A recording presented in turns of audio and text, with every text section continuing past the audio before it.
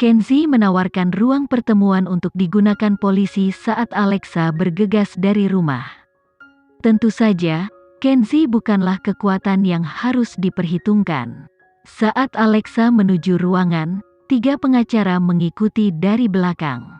"Tenang, semuanya akan baik-baik saja," Kenzie meyakinkan Alexa sambil menepuk pundak Alexa. "Ya, aku tahu," Alexa menganggukkan kepalanya. Dia memahami bahwa ini adalah prosedur hukum normal yang tidak dapat dihindari.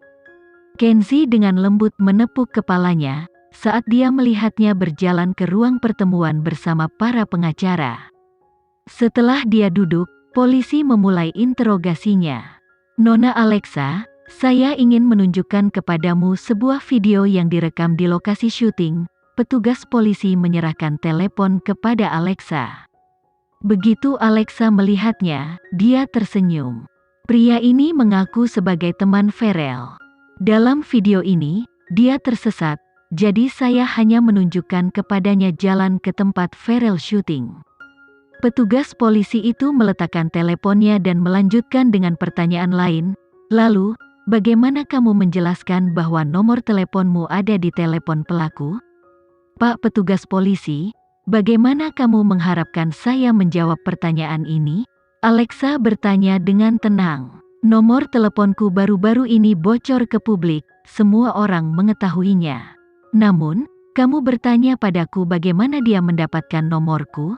Terbukti pria dalam video itu memang pelaku penyerangan Farrell. Saat ini kami sedang mencarinya. Begitu kami menemukannya, kebenaran akan terungkap." Polisi sadar betul bahwa mereka bukanlah pelakunya. Tidak akan mendapatkan informasi apapun dari Alexa. Lagi pula, bukti mereka tidak substansial. Jadi, meskipun Alexa adalah tersangka terbesar, mereka tidak bisa melakukan apapun terhadapnya. "Kami tidak akan bersikap lunak terhadap tindakan kriminal apapun." Perkataan polisi itu sepertinya mengandung makna yang lebih dalam. Jadi Alexa menjawab dengan serius, "Saya harap kamu ingat apa yang kamu katakan hari ini. Ayo pergi." Setelah mereka selesai bertanya, polisi bangkit untuk pergi.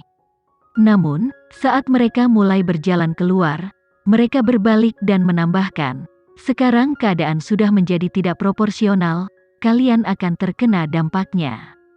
Kalian harus lebih memperhatikan keselamatan kalian. Aku punya metode untuk membuktikan bahwa aku tidak bersalah." "Terima kasih atas perhatianmu," Alexa tersenyum elegan. Kedua petugas polisi itu sedikit terkejut dengan tanggapannya, tetapi mereka segera berbalik untuk pergi. Namun, setelah mereka pergi, ekspresi Alexa tidak lagi nyaman dan santai. Dulu saat insiden Yunita, dia juga menemukan tindakan yang ditulis sendiri dan diarahkan sendiri. Saat itu, dia tetap diam dan tidak ikut campur. Namun, kali ini, tindakan Farrell benar-benar menyeretnya ke tengah-tengah situasi dan membuatnya mustahil untuk keluar.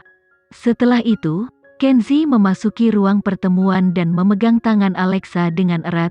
Gilang sudah mendapatkan beberapa bukti. Dia pasti akan menemukan pria itu sebelum polisi menemukannya. "Mengapa kita tidak bekerja sama dengan polisi? Saya secara pribadi perlu mendapatkan bukti bahwa Alexa tidak bersalah sebelum saya menyerahkannya ke polisi." Kenzie terbiasa mengambil inisiatif. Karena Farrell ingin mengadakan konferensi pers untuk menjelaskan kejadian tersebut, Kenzie akan memastikan bahwa dia menampilkan pertunjukan yang bagus. "Percayalah pada Gilang. Tidak ada yang salah." Alexa menganggukkan kepalanya. "Tentu saja, aku yakin kamu tidak akan membiarkanku menderita ketidakadilan. Kenyataannya, aku lebih mengkhawatirkanmu. Aku tidak peduli dengan apa yang dikatakan masyarakat, karena aku tahu kebenaran akan terjadi. Akhirnya menang. Kamu memiliki hati yang kuat." Kenzie memeluk Alexa saat hatinya sakit dan merasa terhibur pada saat yang bersamaan. Mereka kemudian kembali ke kantor Kenzie bersama. Kenzie bekerja sementara Alexa menemaninya. Sebenarnya, bagi Alexa, Tidak ada masalah yang cukup besar untuk menjatuhkannya, selama suaminya terus mencintainya. Namun, untuk melakukan serangan balik terhadap Farrell, mereka tidak hanya harus menemukan pria itu, mereka juga perlu membuktikan bahwa dia punya alasan. Dengan kata lain, mereka harus membuktikan bahwa dia menjalin hubungan dengan Nagita. Alexa masih belum mengetahui identitas Tuan Atala. Jadi, dia tidak tahu bahwa Direktur Wildan telah memasang jebakan di dalamnya. Masyarakat hampir tidak mendengar apapun tentang Farrell dan Nagita, sehingga jarang ada orang yang mengetahui hubungan mereka. Memikirkan hal ini, ekspresi Alexa menjadi gelap. Dia kemudian mengatakan pada Kenzie, "Aku ingin Baim membantuku mengambil tindakan untuk mendapatkan bukti hubungan Farrell dan Nagita." "Apa yang ingin kamu lakukan?" Kenzie bertanya sambil tersenyum tertarik. "Rencana ini mungkin berhasil." Alexa menatap mata Kenzie. Mungkin karena DNA mereka, kemampuan Baim untuk menyamar sebagai orang lain sangat mengesankan, sama seperti Tuan Atala. Kenzie menemukan tumpukan rekaman audio Farrell menyerahkannya kepada Baim. Dia kemudian memintanya untuk berperan sebagai Farrell. Tentu saja Baik tidak ingin terlibat dalam masalah ini. Namun, tidak hanya anggota keluarga yang diintimidasi, Adira juga mendorongnya untuk membantu. Jadi, pada akhirnya, Baim meluangkan waktu untuk melatih suara Farrell. Setelah suaranya 80–90% mirip, dia mengangkat teleponnya dan menelepon Nagita. Awalnya, Nagita tidak mengangkat telepon. Namun setelah Baim mengirim pesan, dia akhirnya mengangkatnya.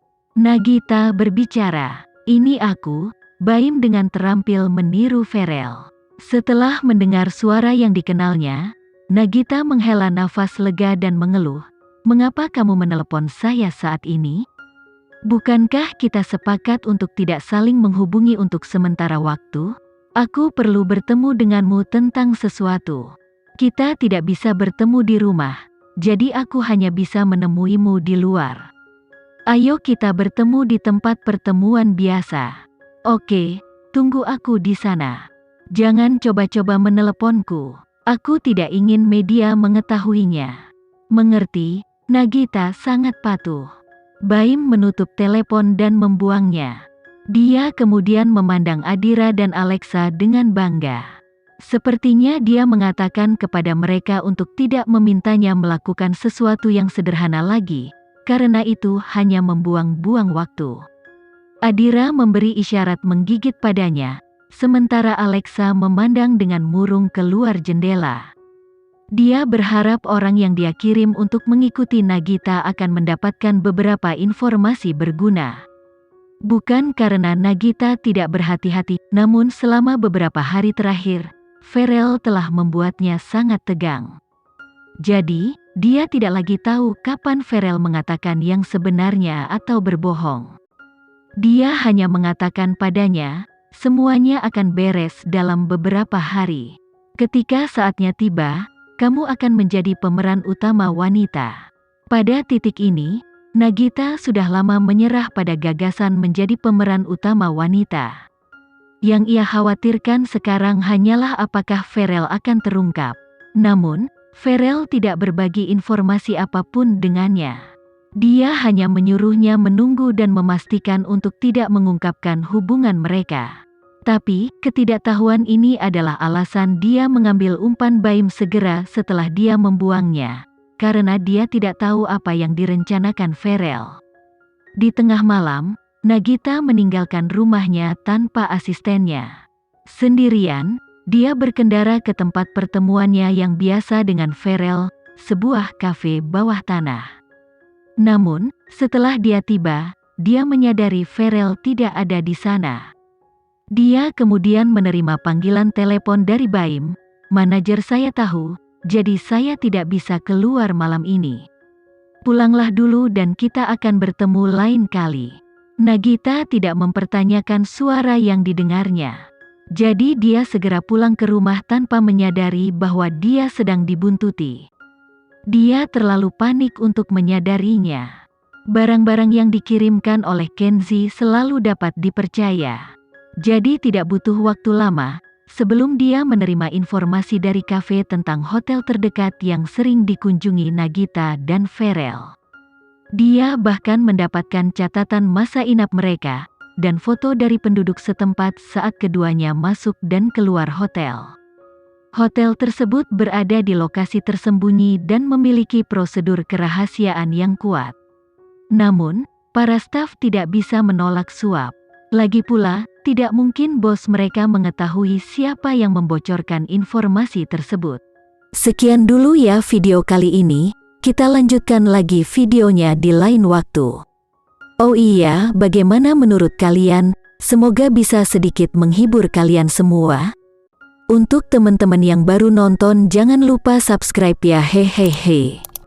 Dan kalau teman-teman ada yang ingin gabung langganan bisa langsung gabung saja untuk dapat fitur yang menarik dan sedikit membantu Mimin. Terima kasih banyak sudah menonton, sampai jumpa lagi, bye bye bye.